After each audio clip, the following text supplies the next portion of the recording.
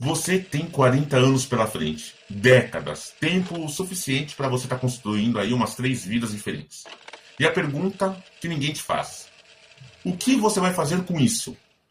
A gente vive como se o tempo fosse uma conta corrente que nunca zera. A gente acorda, a gente trabalha, volta, come alguma coisa, olha no celular até dormir. No dia seguinte, a gente faz tudo de novo. E não parece errado, porque todo mundo faz igual. É uma espécie de acordo silencioso que a sociedade faz consigo mesma. A gente não pergunta se faz sentido, porque se todo mundo faz, deve fazer. Mas aí vem a pergunta que eu quero te fazer hoje. Não como um conselho, não como uma motivação. É como uma pedra no sapato mesmo. Imagine que alguém chega para você agora e diz: você tem exatamente mais 40 anos de vida, garantidos, saudáveis, funcionando. Não é uma sentença de morte, ao contrário, é uma certeza que quase ninguém tem. E aí eu te pergunto: você ia fazer exatamente o que faz hoje? Eu acho que a maioria das pessoas confrontadas com uma pergunta dessa, eu acho que acaba sentindo, sei lá, alguma coisa se deslocando dentro delas. Uma espécie de desconforto, que não é bem medo, mas também não é tranquilidade. É o tipo de sensação que aparece quando a gente percebe que a gente está pilotando no automático. Aqui eu acho que é onde fica interessante, ou talvez um pouco perturbador.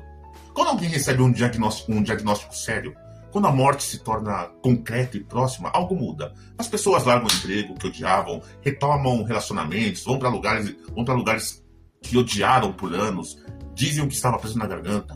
Por que a gente precisa de ameaças para agir? Por que o prazo curto nos acorda e o prazo longo nos entorpece? Existe uma pesquisadora chamada Bronnie Ware, eu acho que é assim que se fala, que passou anos trabalhando com pessoas em cuidados paliativos, pessoas nos últimos meses de vida.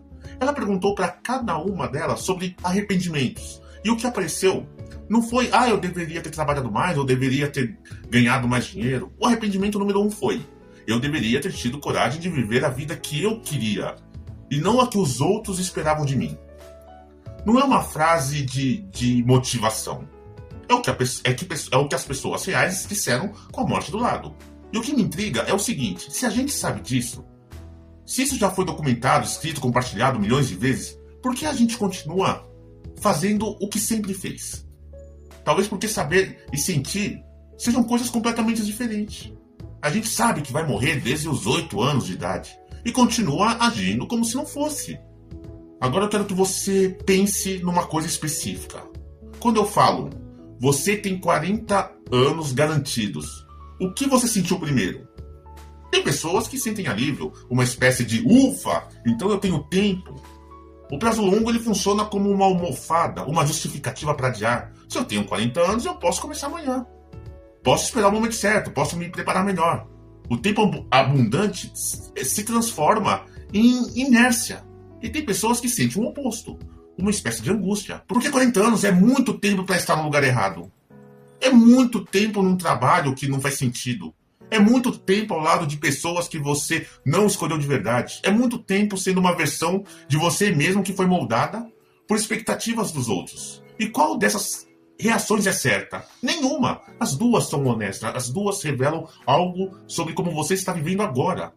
Se o tempo garantido te traz alívio, talvez você precise se perguntar: do que está fugindo? Se te traz angústia, talvez você já saiba exatamente o que precisa mudar. Esteja apenas evitando olhar para isso. Tem uma coisa que a gente raramente contabiliza: o custo do que a gente não faz.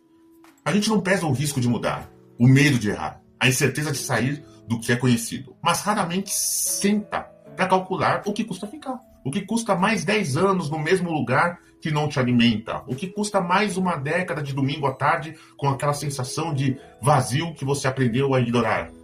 Não ficar parado também tem um preço. Ele só é pago de outra forma, de maneira mais lenta, mais silenciosa, mais difícil de identificar. Pensa numa árvore que cresceu torta porque foi plantada perto de um muro. Ela não está morta, ela está crescendo, mas ela está crescendo em direção errada, consumindo energia para contornar um obstáculo que poderia ter sido evitado. Muita gente é essa árvore, funcional, produtiva até, mas curvada em direção a algo que nunca foi o que realmente queria. E o pior não é estar assim, o pior é não perceber e achar que é assim que tem que ser. Eu não tenho uma solução para te oferecer. Não é esse o ponto. O que eu tenho é uma observação.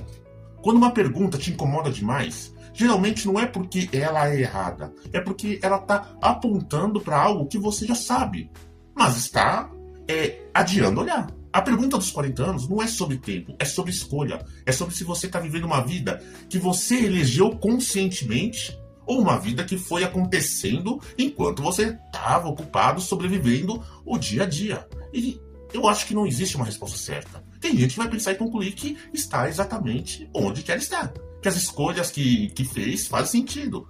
Que mudaria pouca coisa. Tem gente que vai perceber que está vivendo no modo padrão. Que nunca parou para de fato perguntar o que quer.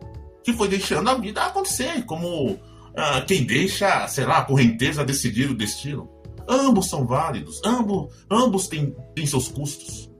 O que nunca foi possível é ficar no meio termo, sem pagar por isso. É fingir que não existe escolhas. Porque não escolher também é uma escolha.